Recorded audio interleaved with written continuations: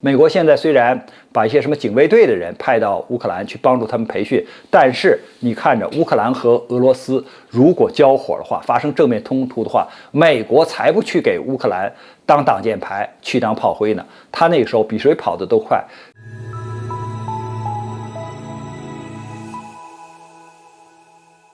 网友朋友大家好，我是曹伟东。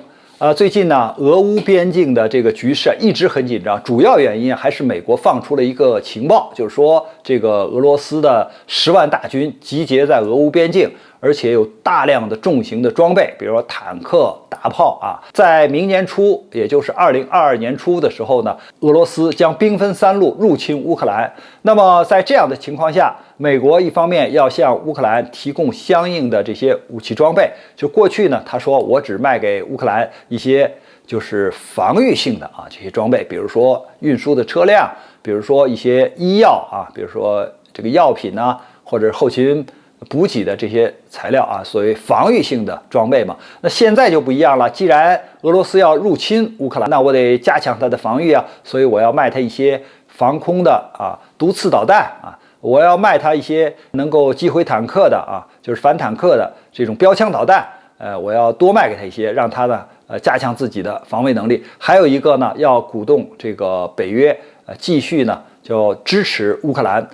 就是无论是军力上的呀，还是人员上的呀，还是其他方面呢，要对乌克兰进行支持。然后呢，北约要支持乌克兰呢，顶住俄罗斯的这种入侵。那么我们讲，就是俄罗斯一再向北约发出警告，就是俄罗斯并没有入侵乌克兰的计划，这是美国造出的谣言，这是第一点。那么第二点，如果北约把军队或者把武器装备运到乌克兰里面，这是俄罗斯的底线。本来他没有入侵乌克兰的这种计划，那么如果说北约进驻了乌克兰的话，那这就是彩虹线，这就是在俄罗斯的家门口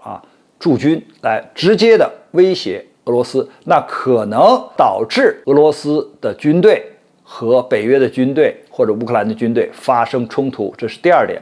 那么第三点呢，就是北约和美国还向这个俄罗斯发出一个警告，说如果你要是侵略乌克兰的话，你要承担后果，也就是经济上的呀、军事上的呀这些惩罚，俄罗斯要接受。那么我们讲，俄罗斯这个历来都是很强硬的以应对应的。那么他会怎么反制呢？他会真正的打乌克兰，或者是这个把军队和北约直接发生对撞吗？我认为不会的。因为我们看，既然北约如果敢把军队派到乌克兰，放到俄罗斯的家门口，那俄罗斯他会把军队也放到美国的家门口因为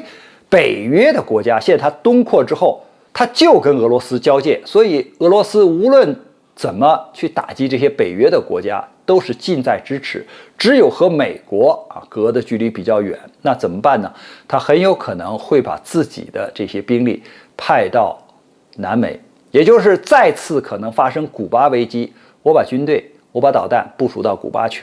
部署到委内瑞拉去，部署到南美去，放到美国的后院去，放到美国的家门口去。我用这样的办法来遏制你美国。你美国不是把军队装备都放到我的家门口吗？挤压我的战略空间吗？那现在我把我相应的装备也放到你的家门口，放到你的后院里边去，让你也天天不安，这样就形成了一种平衡。所以我觉得呢，就是俄罗斯下一步如果看到北约会采取这样的办法，就是把乌克兰这个纳入北约，然后呢在乌克兰要部署这个北约的军队的话，那俄罗斯就会把自己的军队派到南美派到美国的家门口去威胁美国，或者是说去反制美国，这是俄罗斯可能采取的态度。正是基于这一点，我们看到所以美国和北约的态度，也就是北约这些盟国的态度是不太一样的。因为美国要考虑这样的一个结果，他不能只想着就是一味的北约东扩挤压俄罗斯，而不考虑俄罗斯的这种反制。因为俄罗斯历来是强硬的，他不会说在强大的压力下他就投降，他就服软。所以美国他一定是考虑了这个因素。所以我们看到在乌克兰可能这种局势呢只是紧张，但不会交火，因为一旦交火的话，美国它是不会出兵的。美国现在虽然把一些什么警卫队的人派到乌克兰去帮助他们培训，但是你看着乌克兰和俄罗斯如果交火的话，发生正面冲突的话，美国才不去给乌克兰当挡箭牌，去当炮灰呢。他那个时候比谁跑得都快，他是要向乌克兰出售武器装备去赚钱，真正打起来那是你乌克兰的人的事，那不是美国人的事。关于这个话题呢，我们今天就聊到这儿，感谢大家关注本栏目，我们下期节目再见。